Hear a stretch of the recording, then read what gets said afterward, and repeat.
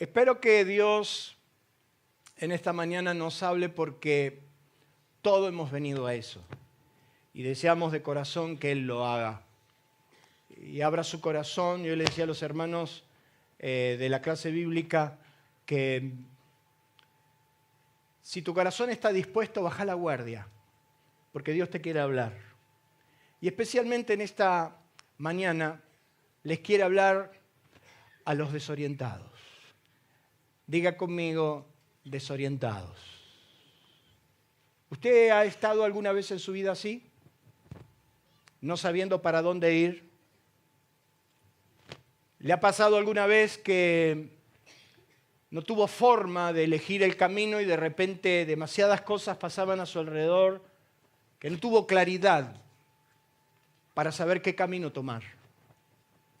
Y yo quiero decirle que muchas veces nos pasa. Y es por eso que en esta mañana quiero hablarle a los desorientados. Y quiero hablarme a mí mismo, porque a diario tenemos que tomar decisiones, tenemos que tomar caminos. Y solo la palabra de Jesús nos puede traer claridad. En una hora muy puntual, en un momento muy específico, Jesús va a retractar una situación en los quizás capítulos más hermosos que usted pueda leer en su Biblia, que están en el libro de San Juan. En San Juan capítulo 15, precisamente en el verso 16, Jesús le tiene que aclarar algo a sus discípulos que, por cierto, estaban bastante desorientados. A esa altura de la noche realmente estaban perdidos. San Juan 15, 16 dice que Jesús le dice a sus discípulos: no me elegisteis vosotros a mí, sino que yo os elegí a vosotros y os he puesto para que vayáis y llevéis fruto y vuestro fruto permanezca, para que todo lo que pidiereis al Padre en mi nombre, ¿qué dice ahí? Él os dé. En otra traducción, cuando lee este versículo, dice que Jesús dijo: he sido yo quien los eligió a ustedes y los preparé para que vayan y den fruto. Y ese fruto permanezca, así como el Padre les concederá todo lo que pidan en mi nombre. Otra traducción dice que Él les dice: les encargué que vayan y que produzcan frutos duraderos. Es como que Jesús tiene que hacer un resumen. Le tiene que indicar tres cosas muy puntuales que ellos tenían que saberla en ese momento y en esas circunstancias.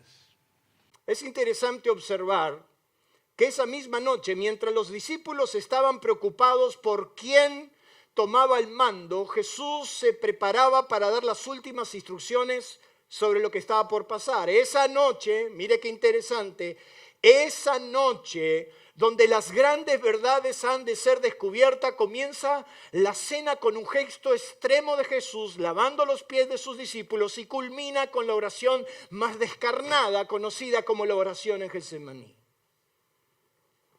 Jesús le va a tener que revelar a sus discípulos tres grandes verdades. Él sabe que esa hora es crucial. Y lo que comienza como una cena muy puntual, con una acción muy específica, Jesús le lava los pies a los discípulos, pero termina llorando y gimiendo en Getsemaní. El único consciente de todo lo que estaba pasando en esa noche era el propio Jesús. El resto deambulaba entre sospechas, vanidades y falsas expectativas. Como en esta mañana. Mientras Jesús nos quiere hablar, muchas veces nuestro corazón empieza a deambular entre todo tipo de especulaciones. Esa noche todos estaban especulando quién sería el mayor. Posiblemente el candidato por elección sería Pedro. Y yo me lo imagino a Pedro en un extremo de la cena, mostrándole la llave que Jesús dijo que le entregaba.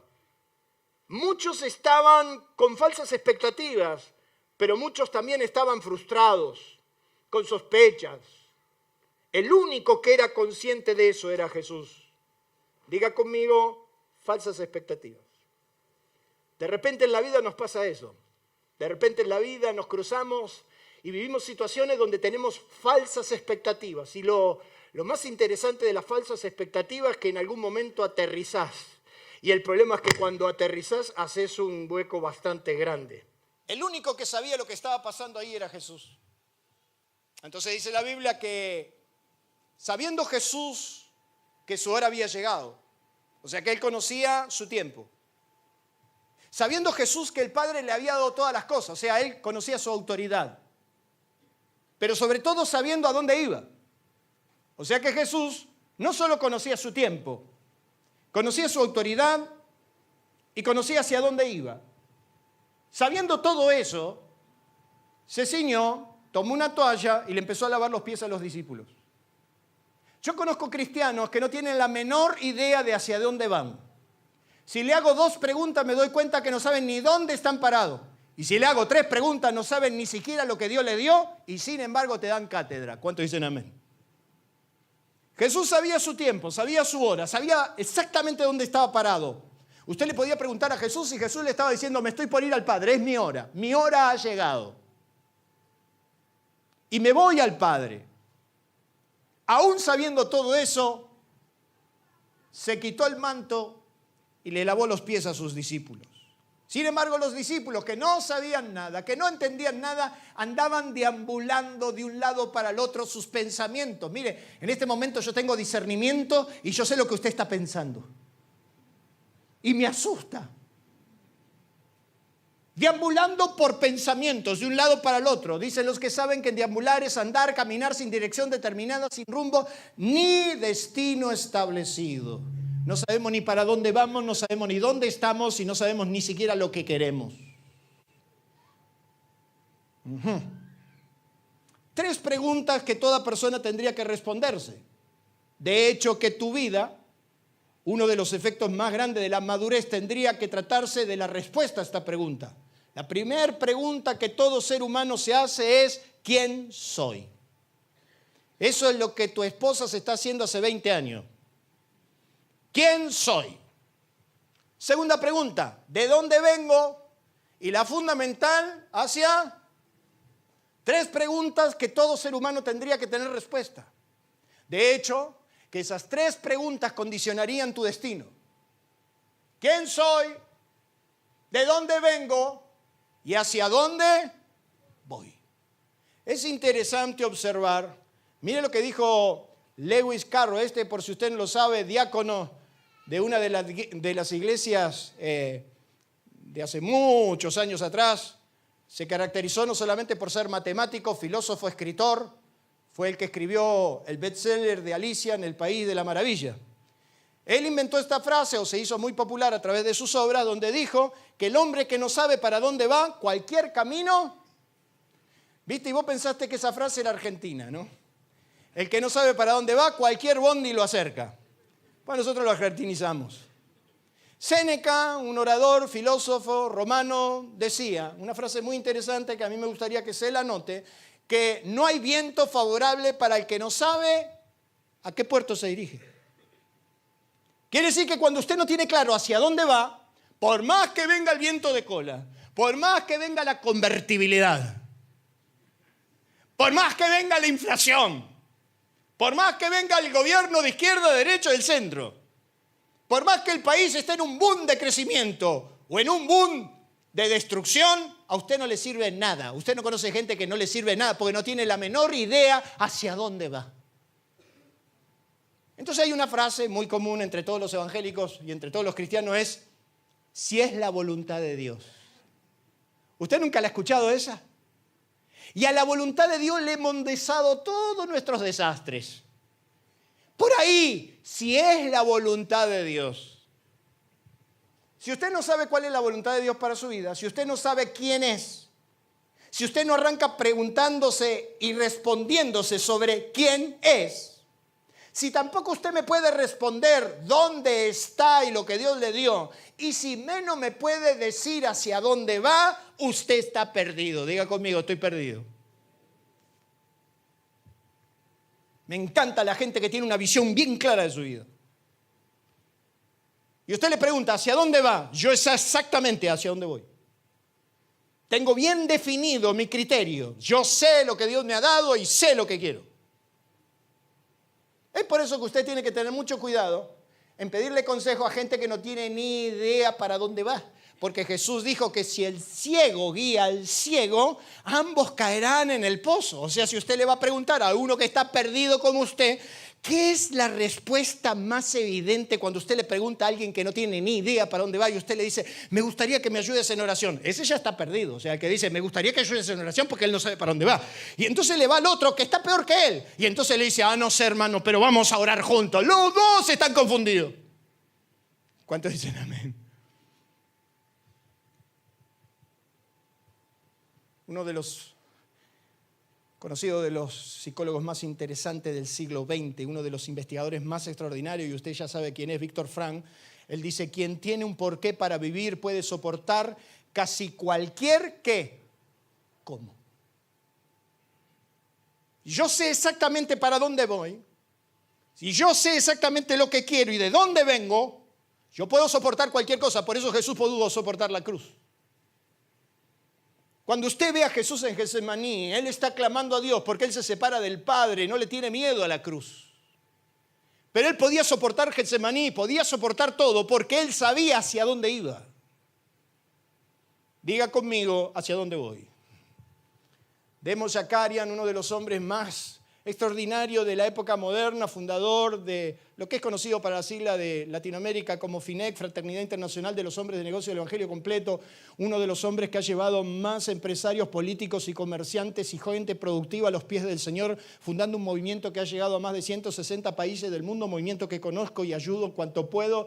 Este hombre decía, Demos Shakarian, que el hombre que descubre su propósito y vive en él es la gente más feliz de la tierra. Dele un aplauso a Dios por eso. Fuerte.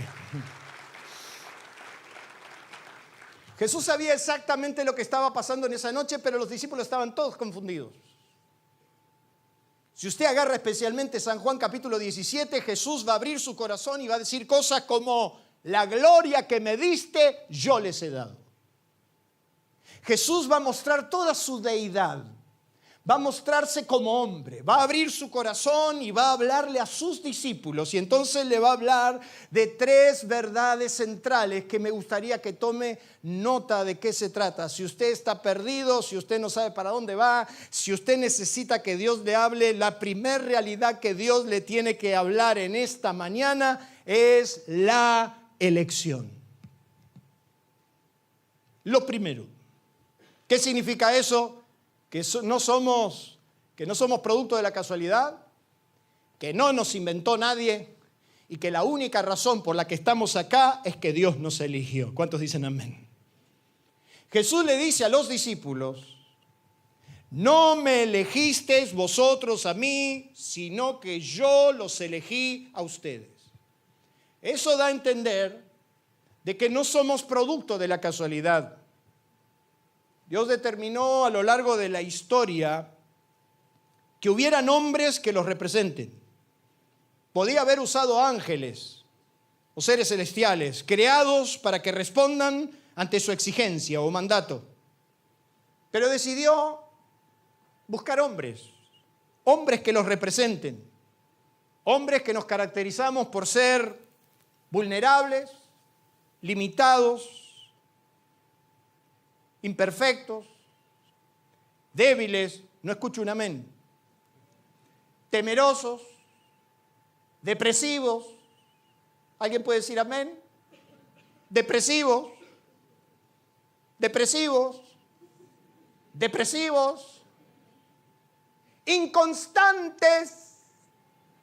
inconstantes, orgullosos, vanidosos, soberbios, mediocres, crees.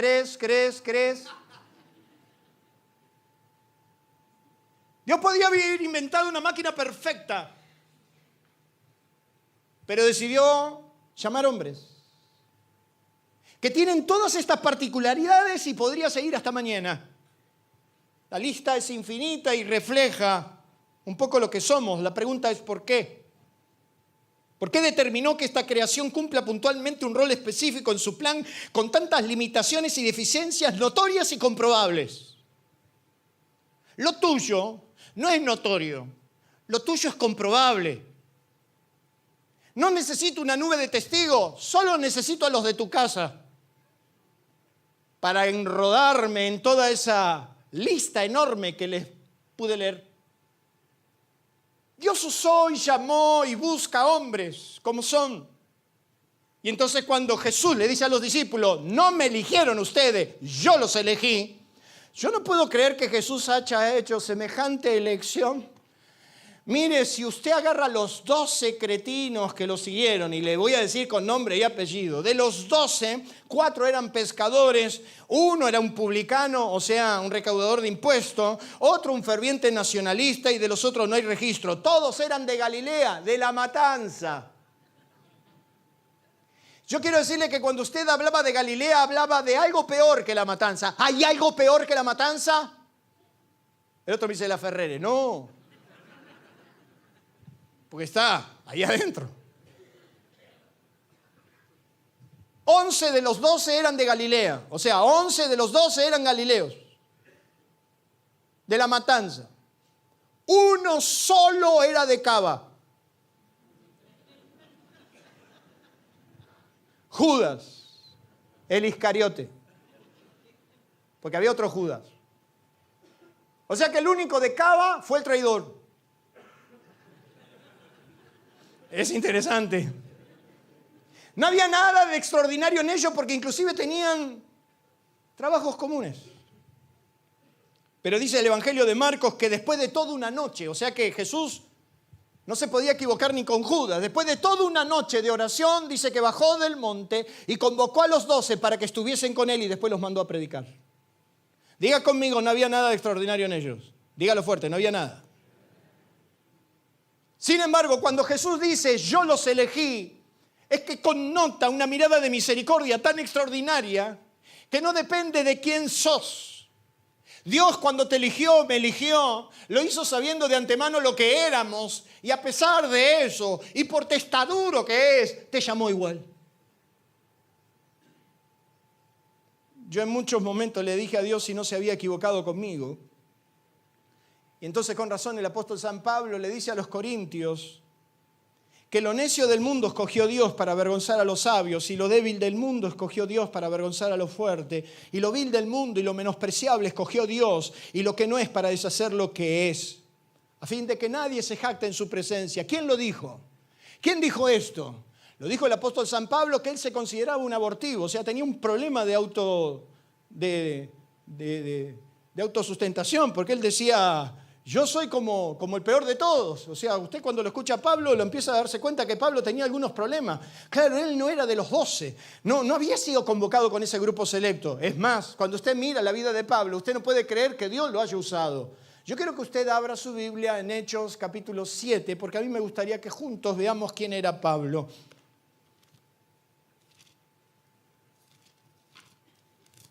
¿Está bien? ¿Vamos bien?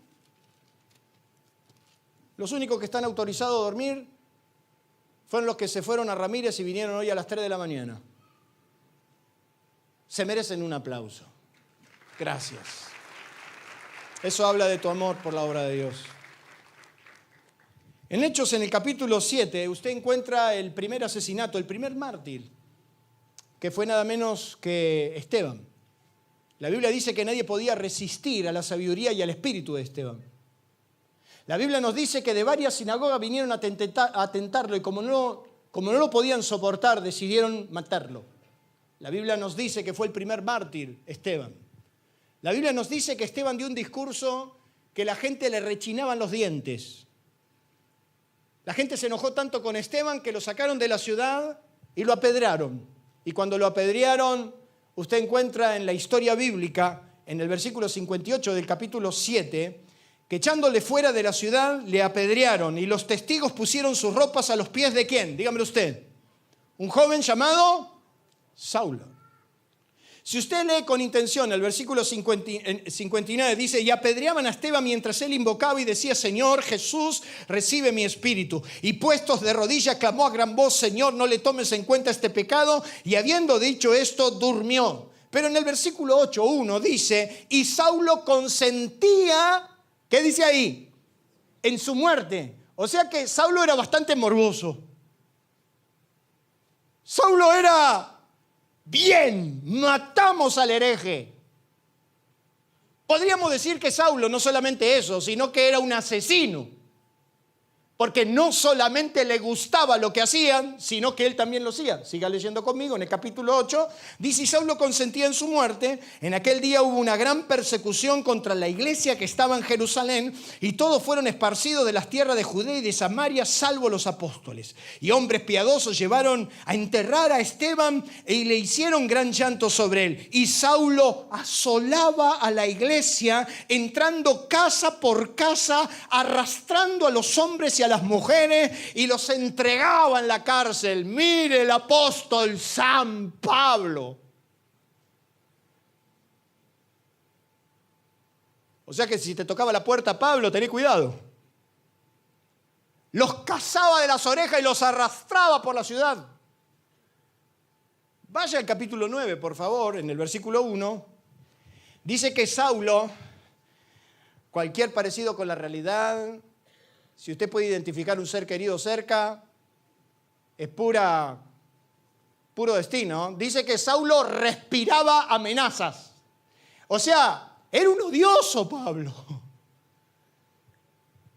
No solo era un asesino, era un odioso, respiraba amenazas.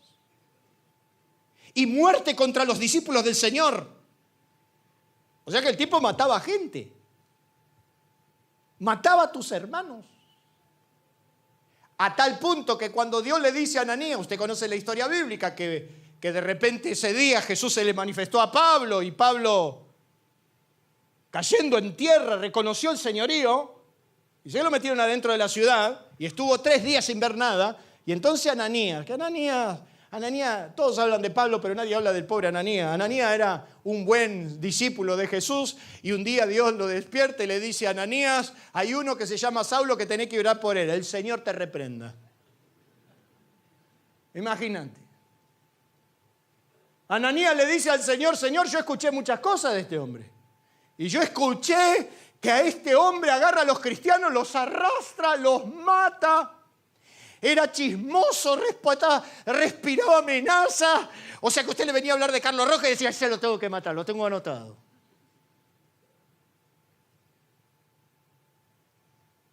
¿Cuánto le costó a Ananías ir a orar por Saulo? Yo no estoy discutiendo tu pasado. Acá es donde se hacen problemas todos los mediocres que leen la Biblia así nomás. Y yo no estoy cuestionando tu pasado. Podés ser el criminal más contundente, podés ser la peor lacra de la sociedad. Pero que cuando Dios te toca, cuando Dios te transforma, cuando Dios llega a tu vida va a cambiar. Dice la Biblia que cuando Ananías se acercó a Saulo, entró temblando. Y dice que cuando Ananías llegó a Saulo, le dice, Saulo, hermano. Ni lo había tratado. Pero Ananías ya lo identificó que era parte del cuerpo de Cristo. Y entonces dice que le dijo, ve, instrumento es y útil. Y Ananías entró en la casa y poniendo sobre él las manos le dijo, hermano Saulo. Saulo se transformó en Pablo. Y Pablo se transformó en el norte de todas las iglesias. Cuando usted lee la historia bíblica, usted se empieza a dar cuenta de que fue Pablo que enseguida, acto seguido, después que Ananías ora por él, dice, enseguida Pablo se levantó y predicaba a Cristo. Diga conmigo, enseguida. Dice, enseguida predicaba a Cristo en la sinagoga diciendo que este era el Hijo de Dios. Y todo el mundo conoció al Señor. La Biblia nos dice en Hechos capítulo 19 que por espacio de 2 años Pablo predicó por todas las aldeas de Asia a judíos, a griegos, oyendo y hablando de Jesús, y hacía milagros extraordinarios por mano de Pablo, a tal punto que la ropa de Pablo sanaba. La gente le venía y decía, Pablo, préstame un pañuelo. Dice la Biblia que tomaban las ropas de Pablo y la ponían sobre los enfermos y los enfermos se sanaban. Imagínense. Yo tengo 2 pañuelos en esta mañana. ¿Qué tanta gloria puede haber en la vida de un hombre que se pegue a su ropa para que la gente le pida, danos tu ropa? Ya que no podés ir, dame tu ropa, que con tu ropa sanamos los enfermos. Pablo era un asesino. Sin embargo, Jesús le dijo, instrumento útil es él. Quiere decir que Dios ve lo que nadie ve. ¿Cuántos dicen amén? Es por eso que cuando Pablo escribe de eso, dice, los necios del mundo, yo. De hecho, que Pablo dice que Jesús, después de resucitado, se manifestó a más de 500 hermanos. Y también se manifestó a los discípulos. Y al último de todo, como un abortivo. Yo quiero decirle que a Pablo lo ninguneaban cuando se reunían los discípulos, los apóstoles, en el Congreso de Jerusalén, porque ahí iban todas las cacatúas, se juntaban en Jerusalén. Los concilios. Yo nací en una institución donde había un concilio al año. Salíamos más endemoniados que cuando entrábamos, pero íbamos. La Biblia dice que los apóstoles lo mandaron a llamar a Pablo. ¿Qué es esto que le hablas a los gentiles? Porque eran judíos que habían entendido, pero no habían entendido todo. Y entonces no entendían cómo sucedía, cómo Pablo les predicaba la palabra a todos. Y entonces dice que en el concilio dice que los de renombre apenas le dieron la mano. Yo me lo imagino que le dijeron, este es el que anda predicando por los gentiles. Y medio que lo empujaron. Dije, andate allá por La Matanza, por La Ferrere, por González Catán, anda por allá. Sin embargo, el Evangelio fue conocido en el mundo gracias a un hombre que se llamaba Pablo. ¿Cuántos dicen amén? Entonces Jesús le está diciendo a los 12 que estaban todos temblados, los 11 que estaban todos temblando ahí. No me eligieron ustedes, yo los elegí. Y eso significa cuando Dios está por encima de tus propias actitudes, cuando Dios está por encima de tu vida y cuando con amor eterno lo único que hace te llama y te busca y te busca y te sigue buscando y te agarra con brazos de amor y te va trayendo porque sencillamente no fue tuya la elección sigue siendo del Dios que te ama y te amó y te amará siempre, que siempre estará pendiente tuyo. ¿Cuántos dicen amén? Hay una realidad por encima de todas las realidades. Y es que yo te elegí. Y cuando uno empieza a pensar, ¿quién era yo? ¿Dónde estaba y hacia dónde me iba? El único que puso norte a mi vida es Dios. La segunda realidad que Dios le tiene que hablar en esa noche es sobre su propósito. Os he puesto para que llevéis fruto y vuestro fruto permanezca. ¿Qué significa eso? Yo no los llamé para que sean del clan de los mandatuti. Yo los llamé para que su vida tenga un propósito. Y el propósito es que den fruto. Y el fruto no solamente deben darlo, debe permanecer. ¿Cuántos dicen amén? Ahí Dios le empieza a hablar de propósito. Le habla de la razón de su existencia. Dios diseñó nuestras vidas para algo. Hay un porqué. ¿Por qué nací? ¿Por qué estoy donde estoy? ¿Por qué Dios me llamó? ¿Por qué razón yo nací acá y no en otro lugar? ¿Por qué razón estoy en esta iglesia y no en otra? ¿Por qué razón tuve los padres que tuve y tuve los hermanos que tuve? ¿Por qué razón? Mi contexto y todo lo que me rodeó. ¿Cuál fue la razón? Y la respuesta es propósito. Diga conmigo, propósito. ¿Sabe que busqué en toda la Biblia la palabra destino? Y la palabra en la Biblia no aparece destino. Quiere decir que cuando la Biblia habla de lo que es tu vida, habla de un propósito y no sencillamente de un destino. Comúnmente nosotros decimos, es el destino. El destino fue así, así nos pasó. Sin embargo, la Biblia habla de propósito. Diga conmigo, propósito. Razón de la existencia. Intención o motivo de ser. Voluntad manifiesta para. O sea que cuando Dios habla de propósito, habla de la razón de tu existencia. El bendito motivo por el cual naciste.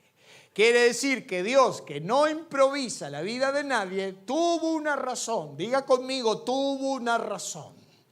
Tuvo un motivo, la razón de tu existencia. Pablo dice a los colosenses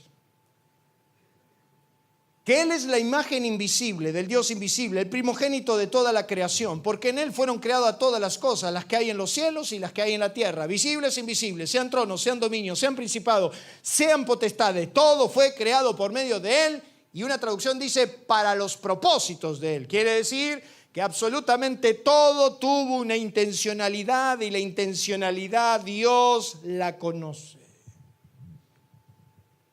Así le pasó a Agar, la egipcia. ¿Sabe usted lo que significa la palabra Agar? Por favor, nunca le ponga una hija si le nace Agar, porque la palabra Agar significa errante. La Biblia nos describe en Génesis 14 que Agar era la esclava de Sara. En aquel tiempo se usaban las siervas, los siervos. Y Agar era sierva de Sara. Pero dice que en un tiempo Sara se dio cuenta que no podía tener hijos y entonces le dijo a Abraham, ya veis que Dios me ha hecho estéril. Mire cómo somos de echarle la culpa a Dios por todo. Porque lo que le está diciendo Sara a Abraham, a pesar de que Dios le había dado la promesa, Dios me hizo estéril. ¿Qué está diciendo con ese mensaje? Yo estoy en esta circunstancia porque Dios así lo quiso. Así que yo te voy a pedir, Abraham, que tomes a mi sierva y la hagas tu concubina. Y muy poca gente entiende esta parte porque piensan que la sierva seguía siendo sierva. No. Una vez que Sara se la entregaba a su esposo, a partir de ese momento empezaba a ser la concubina, no con los mismos honores, quizás en segunda instancia, pero tenía los derechos de la señora. Quiere decir que Agar, de sierva, pasó a señora. ¿Cuántos dicen amén? Lo interesante es que Abraham fue contento a la tienda y con mucho gusto la hizo su concubina. Yo me lo imagino que Abraham podía decir, Dios contesta la oración. Se fue contento a la tienda de Agar y el problema indiscutiblemente no era Sara. Yo sé que a usted a estas cosas le encantan de telenovela. Porque el viejito andaba bien. Porque dice que Agar quedó embarazada en instantes. Con 86 años que tenía Abraham. Dice que Agar concibió a su hijo Ismael cuando Abraham tenía 86 años. Quiere decir que la que no funcionaba, dígalo conmigo, la que no funcionaba era Sara. Lo cierto es que a medida que iban conviviendo, imagínate que Agar pasó de ser la sierva, la que servía el desayuno, a la que se sentaba en la mesa para que le sirvan el desayuno. Imagínate la Agar. Y ni hablemos cuando dice la Biblia que la panza le empezó a crecer. Entonces dice que empezó la rivalidad, cosa que existía en la antigüedad más antigua, que en estos tiempos no existe. Pero empezó la rivalidad femenina.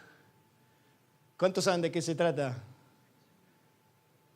Entonces dice que Sara miraba muy fuerte a Agar y Agar la ninguneaba. Yo me lo imagino que Agar se levantaba a la mañana y decía, hoy estoy mareada. Estoy mareada porque estoy embarazada. Yo me lo imagino que Agar empezaba a tener todos esos tipos de abusos que normalmente la mujer tiene cuando está encinta.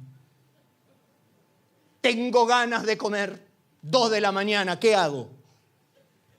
Yo en el embarazo de Micaela aumenté 6 kilos, en el de Matías 4. Yo le decía a mi mujer, o al revés, yo le decía a mi mujer, ¿no tenés ganas de comerte un postre Balcarce? Y me decía, no, yo sí, porque yo también estaba embarazado.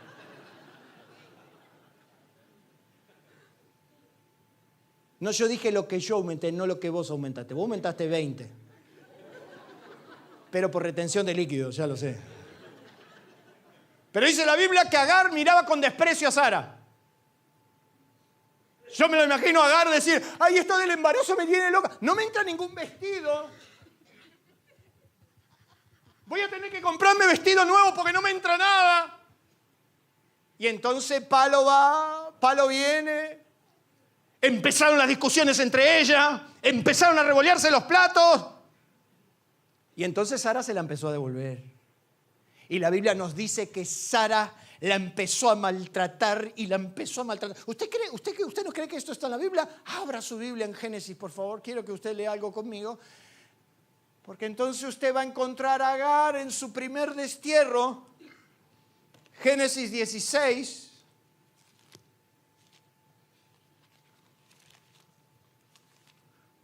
¿A usted no le gustan estas cosas? Me encantan estas cosas.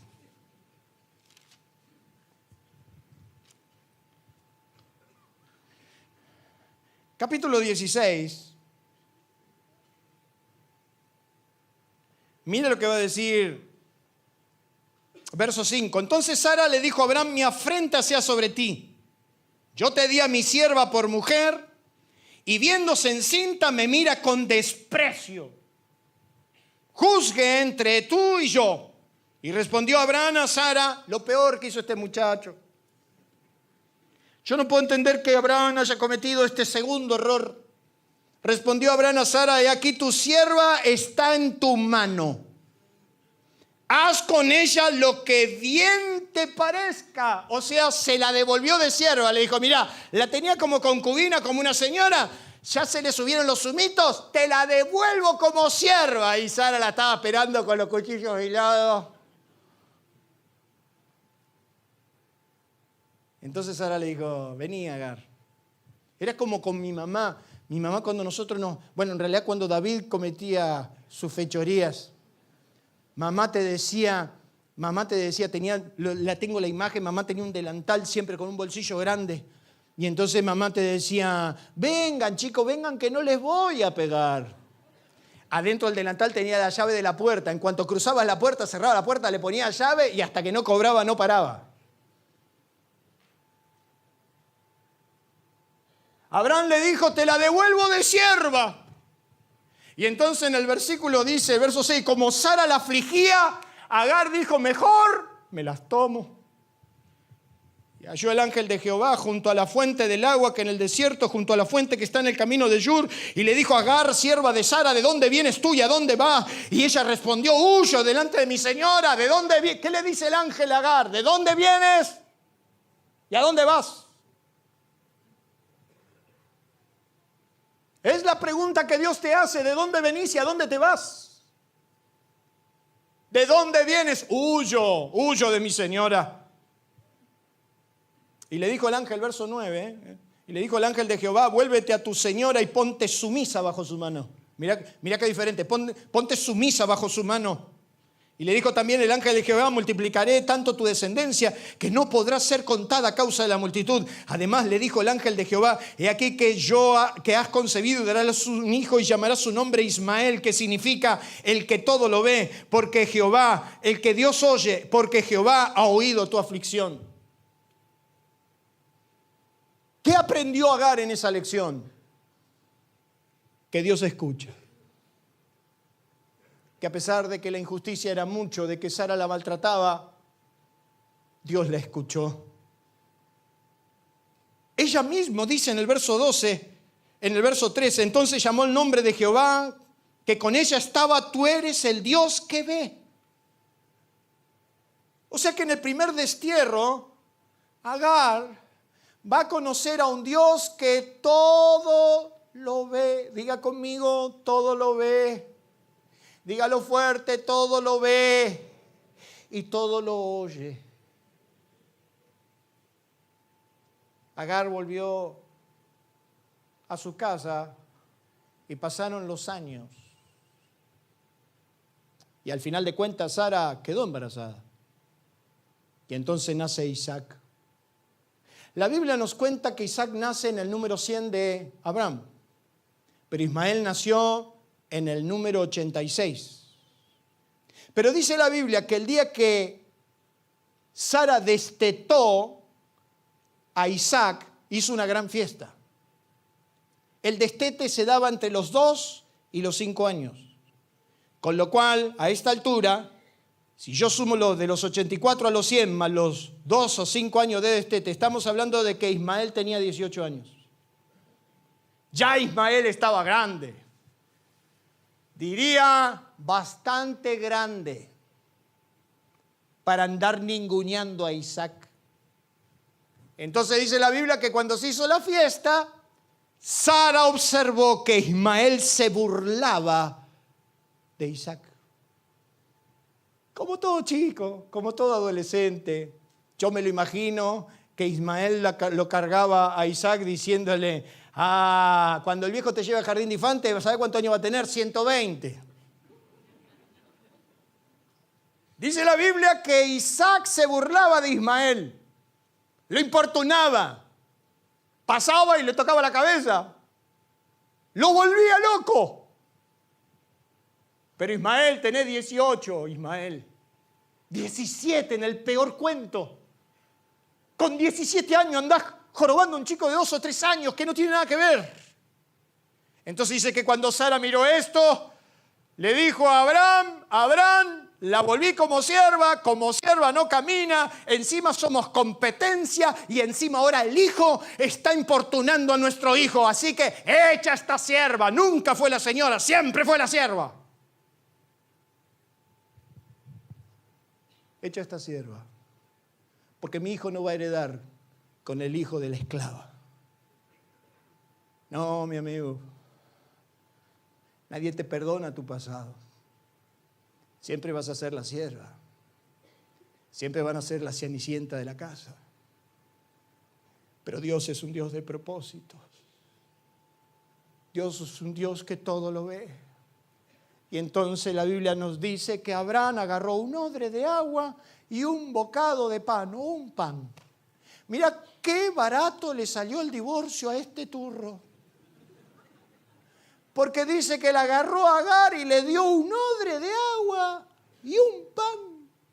Y la despidió y le dijo: andate con lo puesto. Pero Dios todo lo oye y Dios todo lo ve. Y aunque te haya tocado el destierro, y aunque te haya tocado el menosprecio, todo lo ve, todo lo oye. Y la Biblia nos dice que Agar, deambulando por el camino, ya no sabiendo qué hacer, dice que arrojó al muchacho. Muchos pensaban que el muchacho era un bebé. Arrojó un muchacho de 17 años, lo dejó tirado en el pasto para no verlos morir. Y dice la Biblia que Dios escuchó la voz del muchacho. Mire qué interesante. Dios escuchó la voz, el clamor del muchacho, y dice que el ángel, Dios en persona, se acercó al muchacho. Y Dios le abrió los ojos a Agar y vio una fuente de agua con la que le salvó la vida. La fuente de agua siempre estuvo, el problema es que Agar no la veía. Eso significa que Agar conoció en su segundo destierro el Dios de la revelación. Es cuando Dios te abre los ojos. Es cuando te muestra para qué naciste. Es cuando te muestra quién sos. Es cuando Él te demuestra hacia dónde vas. No hay bendición más grande que descubrir para qué naciste, dónde estás y hacia dónde te vas. Dios le dice a los discípulos: yo no los convoqué para que seamos un gran ministerio, mega ministerio que vaya a las naciones. Yo los convoqué para que ustedes den fruto y el fruto de ustedes permanezca. Somos llamados a dar frutos. Denle un fuerte aplauso a Dios por eso. no solo te eligió, te dio un propósito, sino que por encima de todo, tenés un derecho que te asiste. En reiteradas ocasiones Jesús dijo lo mismo, pero en esta ocasión, y me estoy refiriendo al texto que citamos, Jesús les dijo, para que todo lo que pidas al Padre en mi nombre, os lo dé. Esta expresión del derecho tiene que ver con el poder que te asiste basado en una ley que sienta precedente. Eso significa un estado de autoridad. Diga conmigo, estado de autoridad. Es el derecho que te asiste. Es lo que te pertenece. No somos cualquier cosa. Dios ha diseñado nuestras vidas y nos ha declarado sus hijos. Así que me gustaría que usted en un acto de fe, por lo menos, mire al que tiene al lado y le diga, sos una hija de Dios, sos un hijo de Dios. Usted no es cualquier cosa. La Biblia dice que a los que le recibieron, Él les dio la potestad de ser hechos hijos. Eso significa que usted no era, sino que fue hecho. La única razón por la cual usted es hecho es por su elección. Usted fue hecho hijo de Dios y te ha dado una potestad que tiene que ver con el dominio, con el poder, con un rango de autoridad. Cuando Jesús se va a despedir de sus discípulos, dice, toda potestad me es dada en el cielo y en la tierra, por tantos id. Quiere decir que cuando Él te comisionó, cuando Él me comisionó, no me mandó con las manos vacías, me mandó con autoridad. Ahora es interesante que Jesús va a decir que todo lo que pidieres en mi nombre, eso habla de ir en representación de, bajo el mando de, por mandato de.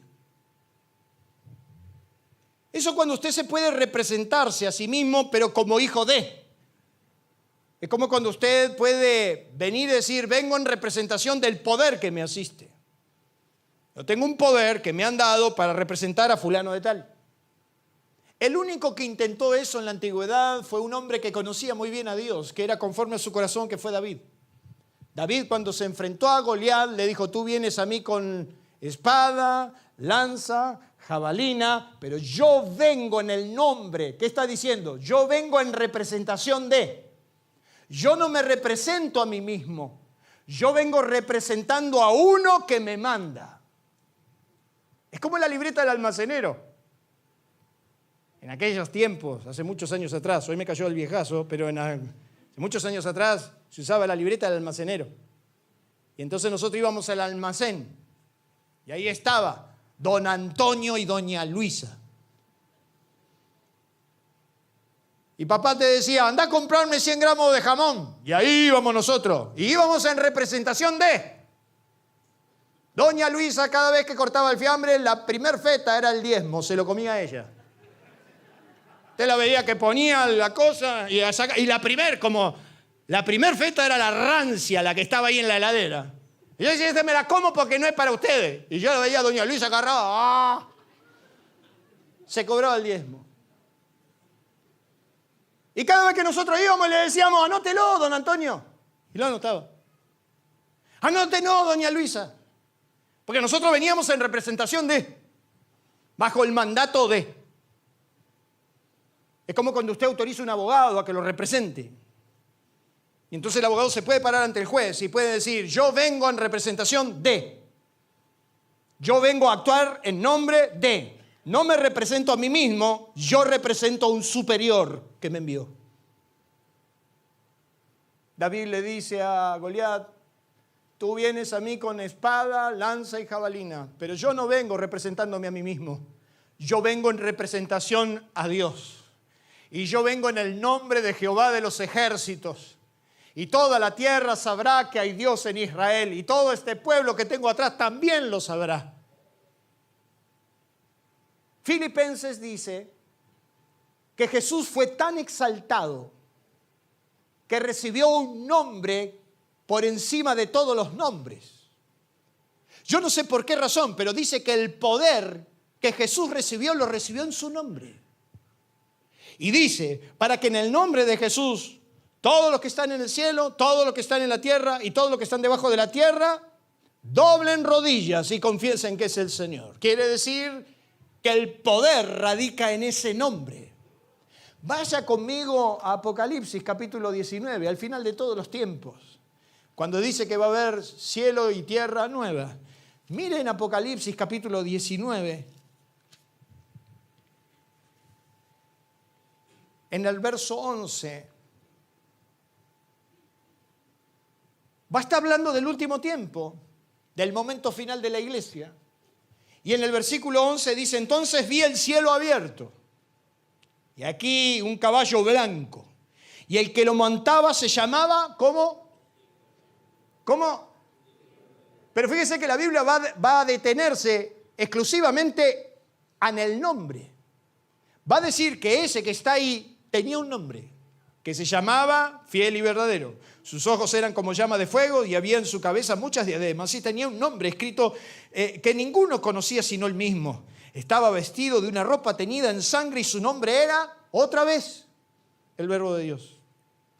Y los ejércitos celestiales, vestidos de lino fino, blanco y limpio, le seguían en caballos blancos y de su boca salió una espada aguda para herir con ella a las naciones. Y él los regía con vara de hierro. Y él pisa el lagar del vino, del furor, de la ira del Dios Todopoderoso. Y el verso 16, anóteselo, dice, y en su vestidura y en su muslo tenía escrito este nombre. Este nombre. Rey de reyes, Señor de señores. Quiere decir que el nombre de Jesús no es una fetiche, un amuleto. El nombre de Jesús no es para mencionarlo simplemente por casualidad. Quiere decir que el nombre de Jesús no es simplemente el pase de magia. Quiere decir que cuando yo nombro a Jesús, el poder que ha recibido del Padre, que radica en ese nombre, algo tiene que pasar. ¿Cuántos dicen amén? Algo tiene que suceder. En el capítulo 14 de Juan, Jesús también le dice a esos confundidos, de cierto os digo que el que en mí cree, las obras que yo hago, él las hará también. Y aún mayores hará, porque yo voy al Padre. Y todo lo que pidieres al Padre en mi nombre, lo haré para que el Padre se glorifique en el Hijo. Quiere decir que el obrar que desato a través de su nombre, glorifica al Padre. ¿Cuántos dicen amén? Quiere decir que cada vez que yo suelto su nombre, y a través de ese nombre suceden milagros, porque lo estoy hablando en representación de, estoy hablando en nombre de, eso trae gloria a Dios. Ay, nunca me voy a olvidar cuando estaba en el ascensor y yo sabía que en el piso 7 me estaba esperando un abogado para cortarme en rodajas. Y yo en el ascensor dije, en el nombre de Jesús, ata la mente y libera ese pensamiento. Cuando se abrió la puerta me estaba esperando mi abogado, el que tenía que decirme una gran sentencia, y sin embargo lo vi como nunca. Y él me dijo, algo sucedió, algo pasó, quédate tranquilo, esto se va a mejorar. Eso trajo gloria a Dios. ¿Cuántos dicen amén? Eso trajo gloria a Dios. Yo sé que no es para usted, fue para mí, pero no importa. Cada vez que usted entonces está frente a su muralla y le dice en el nombre de Jesús, si algo ocurre, traerá gloria a Dios. Para que el Padre sea glorificado en el Hijo. Ahora, sin embargo, Jesús va a decir en 16, San Juan 16, En aquel día no me preguntes nada. De cierto os digo que todo cuanto pidieres al Padre en mi nombre, Él lo hará. Hasta ahora nada habéis pedido en mi nombre. Pedid y recibiréis para que vuestro gozo sea cumplido. Quiere decir que esto no solo trae gloria a Dios, también trae satisfacción personal. Quiere decir que cuando yo menciono su nombre y la gloria de Dios se moviliza, no solo traerá gloria al Padre, sino que mi gozo va a ser cumplido. ¿Cuántos en esta mañana dicen amén? A esos desorientados, Jesús le pasó en limpio y le dijo 3 cosas. Yo te elegí. Yo puse un destino llamado propósito en tu vida. Y vos tenés un derecho que te asiste, que no lo asiste a nadie. Todo lo que pidas en mi nombre, yo te lo voy a dar. ¿Cuántos dicen amén? ¿A cuántos les entusiasma esa? En tu nombre. Termino en esta mañana diciendo un versículo de Efesios que Pablo dice: en aquel tiempo estaba sin Cristo, alejados de la ciudadanía de Israel y ajenos a los pactos de la promesa, sin esperanza y sin Dios en el mundo. Pero ahora, subraya esa palabra, pero ahora. Yo antes estaba sin, pero ahora en Cristo Jesús, vosotros que en otro tiempo estabais lejos, habéis sido hechos cercanos. ¿Por qué? Por la sangre de Cristo. Dios no improvisa la vida de nadie. Te llamó, te dio un destino al que asiste un derecho. No renuncies a Él. Cierre sus ojos, incline su rostro. Todos con sus rostros inclinados. Puede ser que te tocó el destierro como Agar. O puede ser que sos demasiado malo para que Dios te tenga en cuenta. Yo vengo a decirte en esta mañana que hay un derecho que te asiste. Dios te eligió y te puso para que tu fruto permanezca, para que te conviertas en un árbol que da fruto, para que tu vida sea un constante dar, un fruto constante, que todo aquel que se acerque a tu árbol coma y coma bien. Pero tenés un derecho que me gustaría que uses en esta mañana. Yo no sé cuál es tu impedimento. Yo no sé cuál es tu tragedia ni tu gran problema. Yo lo que te digo que en el nombre de Jesús, en esta mañana, ese monte se puede correr, esa enfermedad se puede ir, esa maldición se puede cortar, eso que tanto te atemoriza, eso que tanto te paraliza se puede correr. Yo lo invito que ahí donde usted está, en el lugar donde está, empiece a usar ese derecho que lo asiste y empiece a clamar a Dios en el nombre de Jesús. Ahí donde usted está, eleve oración y dígale: Padre, en el nombre de Jesús, yo te quiero pedir que produzcas ese milagro que estoy esperando. Yo te pido, Padre, en el nombre de Jesús, que esas fuentes de bendición se abran. Yo te pido, Padre, en el nombre de Jesús, que esa puerta se abra. Yo te pido, Padre, en el nombre de Jesús, que todo obstáculo se mueva y que tu gracia se manifieste. Padre, yo te pido en el nombre de Jesús que mi propósito se cumpla, porque aquel que comenzó la buena obra en mí la perfeccionará hasta el fin. Yo te pido en el nombre de Jesús que cuides mi casa. Yo te pido en el nombre de Jesús que cuides a mis hijos.